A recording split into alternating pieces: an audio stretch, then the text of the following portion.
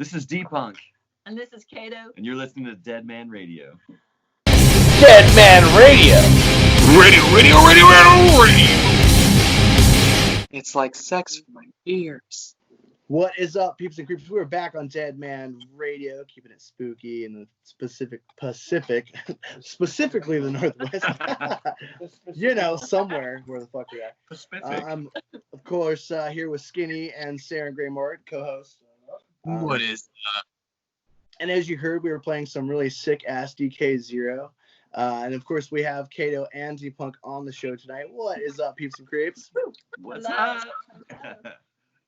Much, man. We're excited to have you guys again with both of you this time. From what I have witnessed, you guys have been talking about how you guys reached 1 million streams plus with your new album. Congratulations on that. Thank you. Yeah, we're at 1.38 tonight. We're getting close to 1.4 million streams. So yeah. Awesome. Damn, man. Congrats. Yeah. What does that feel like? Tell me. How's that feel? It's weird. It's super weird. It was. I was not expecting this. Really cool. It was super cool. Yeah, waking up in the morning and I check my Spotify for artist app. It's like the first thing I do every morning, just to be like, all right, well, how many streams did we get on this song last night? How's that one doing? And as soon as the album dropped, it showed up, because normally it's like just a single and a single, so I'm just tracking one song at a time on the live piece on the front page of it, and it showed the album and it was like 1.38 million streams. I was like, fuck, Jesus. Holy fuck. Yeah. It's a glitch in the Matrix, man. I don't know what's happening. That's great, man. And it's called Sex Inc., correct? Cyber Sex Inc. Cyber Sex Inc. Sorry, I knew that. And I love that. And the album, dude. Who did the album work? So that was Sky. Yeah. Sky did the album work too? Yeah. So Sky came so down. Multi-talented. I know. I love that guy. Yeah. Sky came down to do something. I can't remember what it was. We were probably the music videos, right? I think it was. No, it was before the music videos. Okay. Yeah, it was before the music videos. I think it was Wasteland Weekend, actually. Oh yeah, maybe. It was. Yeah, and we were like, hey, we want to do like some cyberpunk artwork, and we're thinking about doing something kind of like with, you know, wires and cables and looking all crazy and shit. And so he and I went basically to Home Depot right here and bought a bunch of and came back to the garage and like he literally made all of it. He put all the stuff together, shredded everything that way, and then wrapped us up in all of those things and started taking photos. I'm gonna fucking tangle fucking wires around you for an hour. That was like 100% guy. Like he picked all the stuff. He made the props. He wrapped us in the wiring. He took the photos and he edited everything too. So no, he's been amazing. Wow, man, I'm so impressed with that guy. Like I know I gush about him a lot, but just seeing where he's gone and so far with you guys is just so exciting for him. I feel like the little redheaded stepchild that's over here going, "Yay, Sky!" because when I met him, he was in Amadon, you know. So it's just cool that he's with you guys and kicking so much butt. And I'm just really, no matter what he's doing, I'm just so proud of him. So when I hear that he does the album work too, I'm just like, oh fuck, that's rad. I love his videos. I just love what he's doing. I love what you guys are doing, man. Just I haven't been so I rarely get into bands where like every song on the album is like a song I like, and you guys are one of those bands I like a lot. So that's really good stuff. And then we got your vinyls, man, and I bought your neon vinyl. So everyone out there listening, make sure you grab those while they're available, because I'm fucking so stoked to get mine. And I was hoping to have it here before we had you guys on, but you know, that's too much to ask for apparently. But it's pretty cool, man. Then so yeah, we got the vinyls going out, got the videos pumping out. Why don't you guys tell us about some of those music videos? Like what's one of you guys' favorites? What's a good experience that you had during those? My favorite is Replicate. I fucking love Replicate so much. It's so grimy, it's so dirty and dark, and we had so much fun doing that. We shot Switch Me On and most of Replicate the same day.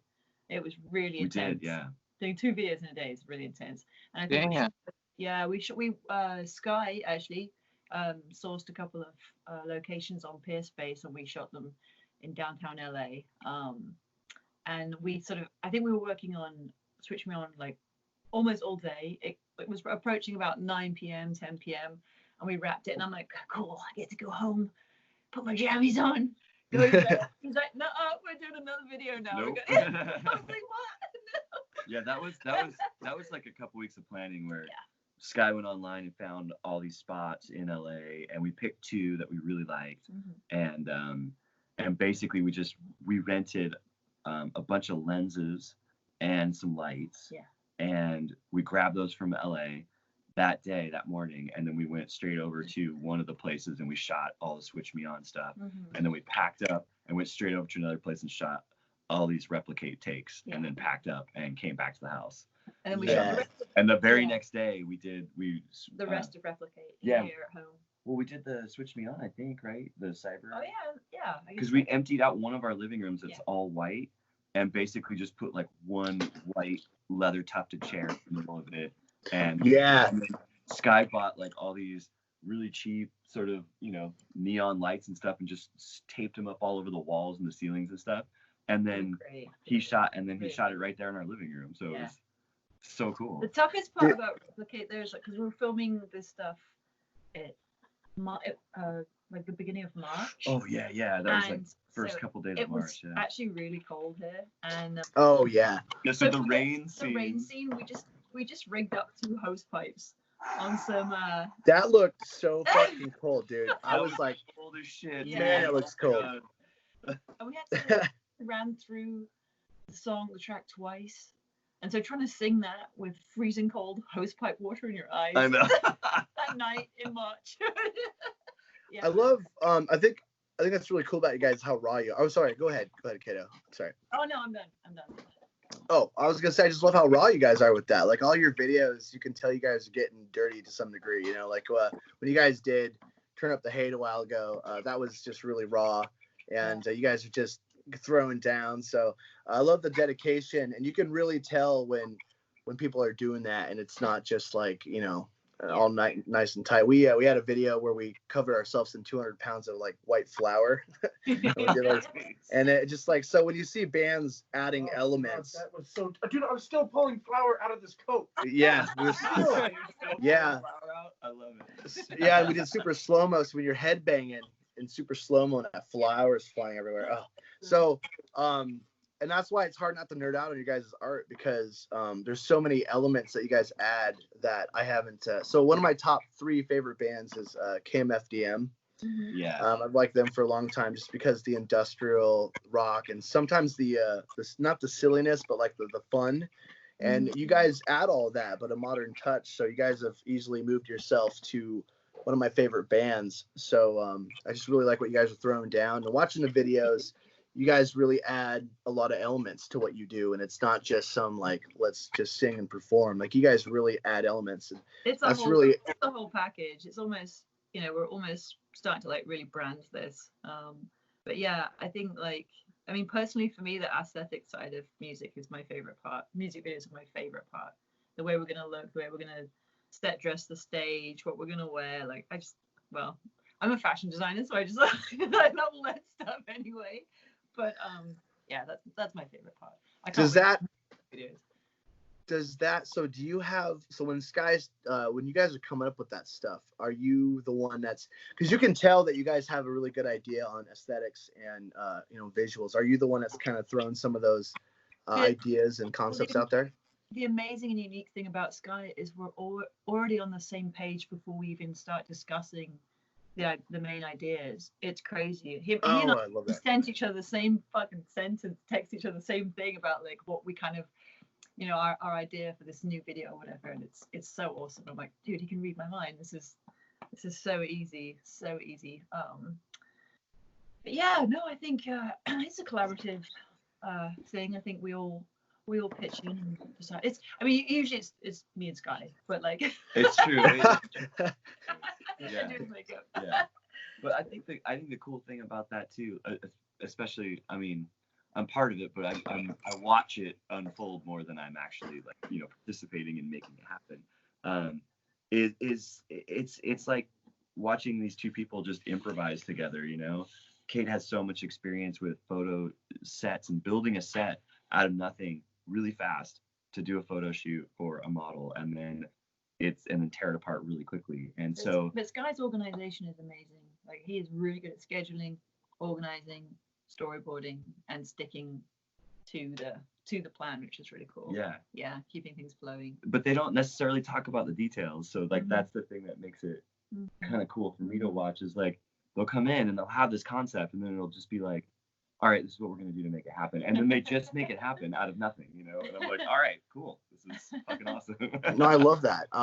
You can really tell that you guys have a visual going on, and that's what I like too. And being a band so I've been at it for 15 years, and adding style and aesthetics is something that kind of comes a little later when you're not normally a fashionable kind of person.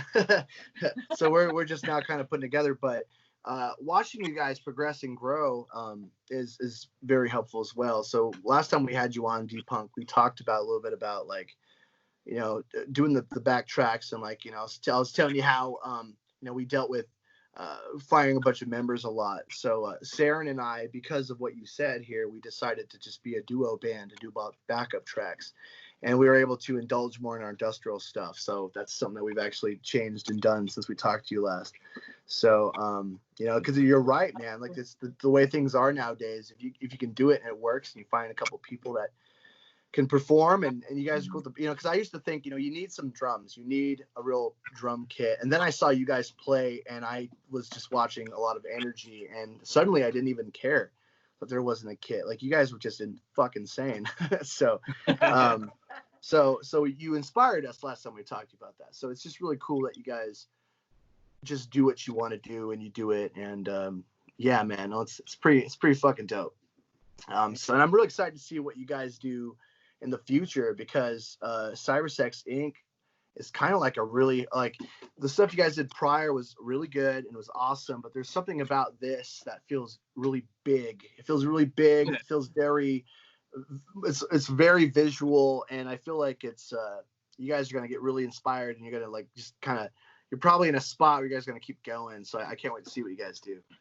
Thank you. Yeah, we've been talking about that, actually kicking ideas around. Yeah, directions we want to go in probably for an EP. We'll do an EP next maybe. And, I mean, yeah, just in terms of like we'll see what comes together. Styles of music that we want to start, because we've really been just experimenting with a lot of stuff to the point where I'm like, what genre are we? What is our music? But that's all part of the fun. And yeah, we've been discussing some new styles that we want to try for our next tracks.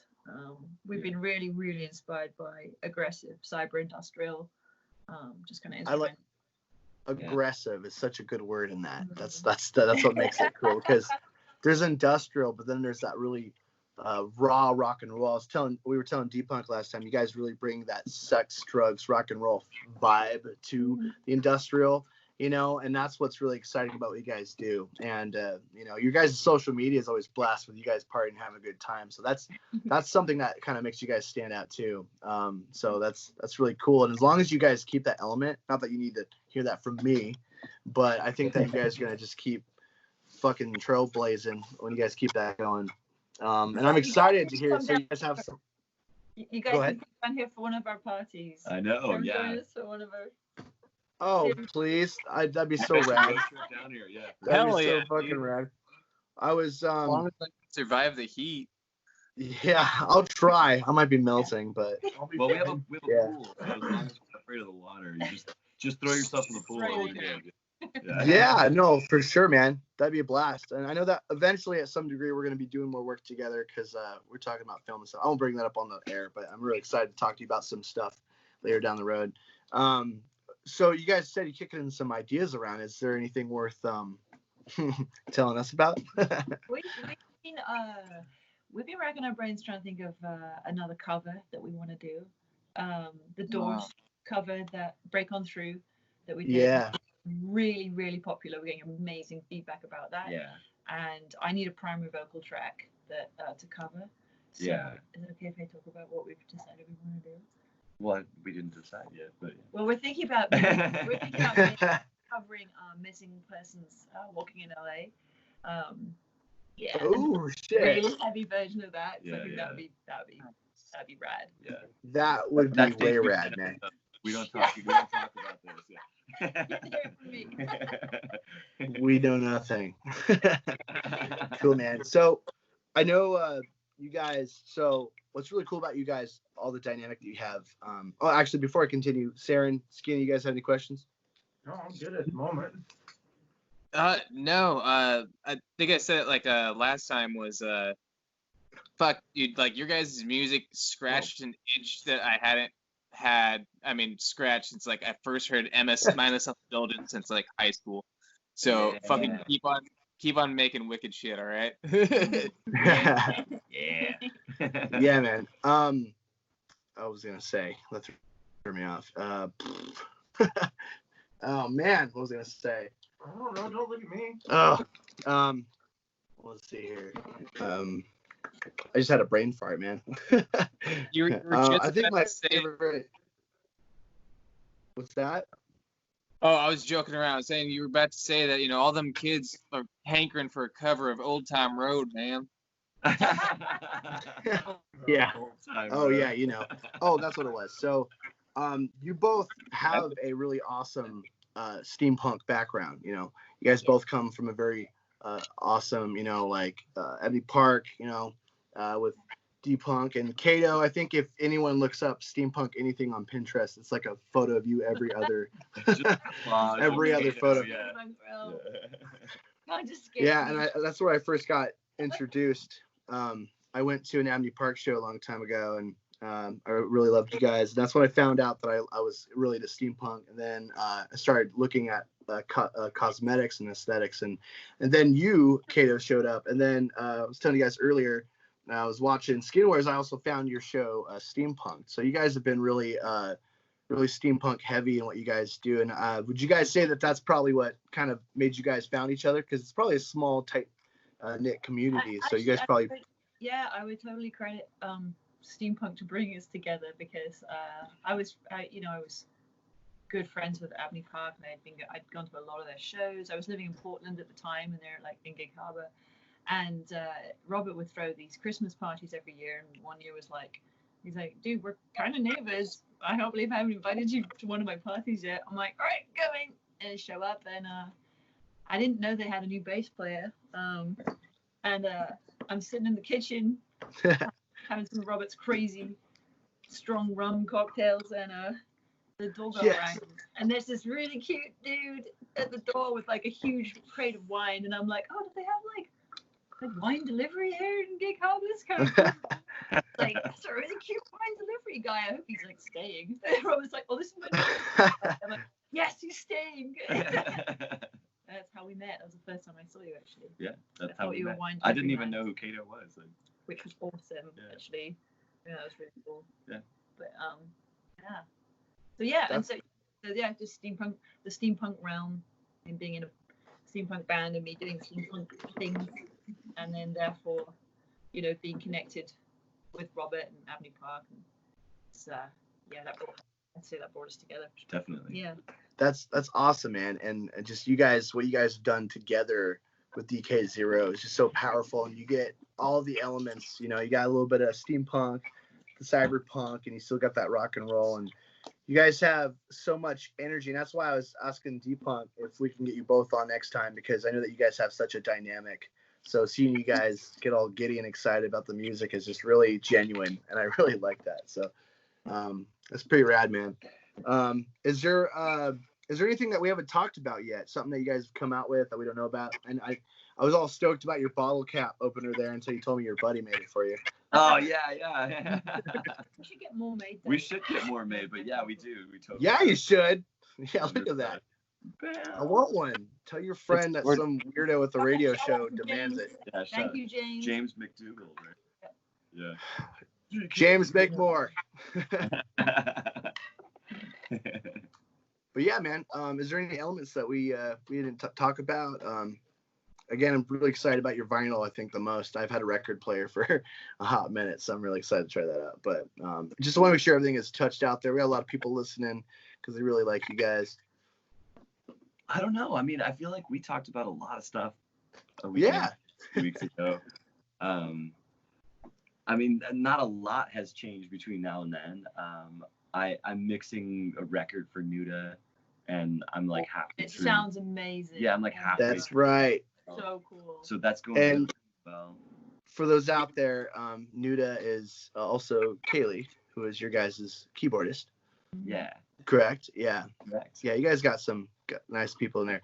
And I love it because you got like the couple duo. You know, you guys just couple friends and couple getting together, just melting face. So do you guys have, I know it's kind of hard to say because this whole pandemic bullshit, but do you guys know of any future places that you guys might be able to go because of Cleopatra Records, or is it kind of hard to say just because of how it's so drawn out?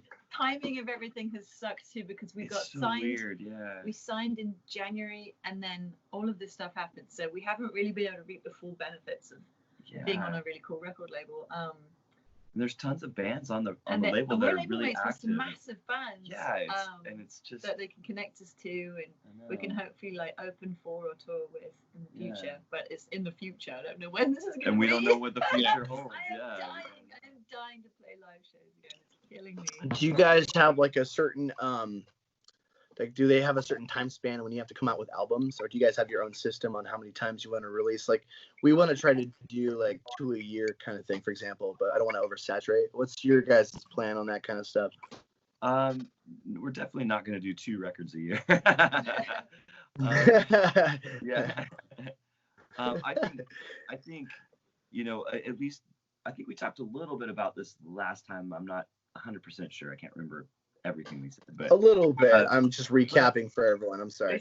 Basically, we did a 1 record deal with Cleopatra, and they have options for 2 additional records. So options just basically means that, you know, if we are going to put another record out, we're going to give them the option first to release it, or if they don't want, you know, or if we decide we don't want them to do it, we don't have to, or if they don't want to do it, they don't have to. So it's really open-ended.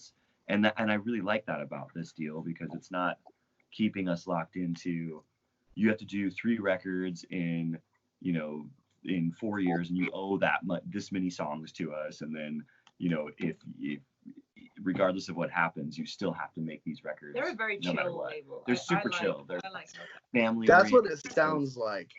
Yeah. It feels really nice. Collaborative and relaxed and awesome, relaxed in the right kind of ways, and business savvy in the other right kind of ways. So yeah, that's good, man. And that's such a big problem with a lot of record labels out there, is to get too involved in your creativity. So I love that. It sounds like they signed you guys up just for who you are, you know, and that's pretty cool. Absolutely. Yeah, they don't want to change anything about what we're doing. They don't want to mess around. They didn't want to mess with anything. Yeah. They came in when we came in to start talking about signing with them. They definitely threw out a lot of names, like, oh, you should work with this videographer. You should, you know, get your album mixed by this person. You know, they started putting names out and remixes and all these other things. But at the end of the day, I just said, no, I want to work with Sky. And they're like, okay. Nice. So that's it's not like, I mean, we so could have done great cool, videos man. with other people who were doing incredible videos, but you know, give my boy a chance. I've been knocking on Sky's door for like a camera lackey for probably about a year now. So one of these days he'll break. Nice. Put me to work, man. I'll be your coffee guy. Come on. Yeah, man. And then, so real quick too, just to back up on, it's a little random, but I was definitely wanting to ask Kato about Steampunk'd, the show that you were running there for a bit. Since we had our first guest was Dutch, and like I said, he was on Skin Wars. Tell us a little bit about that. Like, was that something that you put together, or something that someone came to you about? Like, how did that TV series start? Yeah, they started out a lot of people that were prominent people within the steampunk genre, and this is back in early 2015. And they hit me up and said, well, we're casting for this show, and we need makers. And it's gonna be a reality competition show. And I was like, nah. I'm like, but if you need a judge, let me know. And they were like, oh well. And then like I think like a couple of days went by, and they called me back and like, would you audition to be a judge then? I'm like, yes. So I think got nice. Got those. I can't remember, it was like 10 of us, I think, and then I got cast as one of the 3 judges, which was amazing. It's just the one season, but I got lucky in that I had a probably a slightly easier time of it, and role on the show in that I was the fashion expert judge, so I didn't have to be on set for the same amount of grueling hours that all the contestants had to be. Sweet. Well, I'm out. yeah, but it was a really cool experience. Living in a hotel in Santa Clarita for a month, and this guy came down, joined me, kept me company, which was awesome. Stayed in the hotel room with her for a whole month. He showed up and he had like rugs and some plants. I brought and rugs, he just turned my hotel room plants, into personal towels.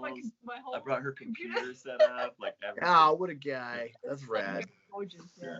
By the end of it, we bought a kite one day. We went to Newport Beach and flew a kite and hung out. So we had a kite hanging from the ceiling. We had all of our own pillowcases. We had rugs on the floor. We had like this awesome basket in the bathroom that had like all of her makeup and stuff in it, and it was just it was like our own little house. I had like a whole wine set up with like like a liquor cabinet basically, like right when you walk in. It was like a tiny home. Nice, man. It was an interesting experience, for sure. I enjoyed it, and I'm glad that was something I got to do. It was very stressful at times, and it's reality TV, so by that it's not reality at all. It's mostly scripted. It was very frustrating. Oh yeah, man.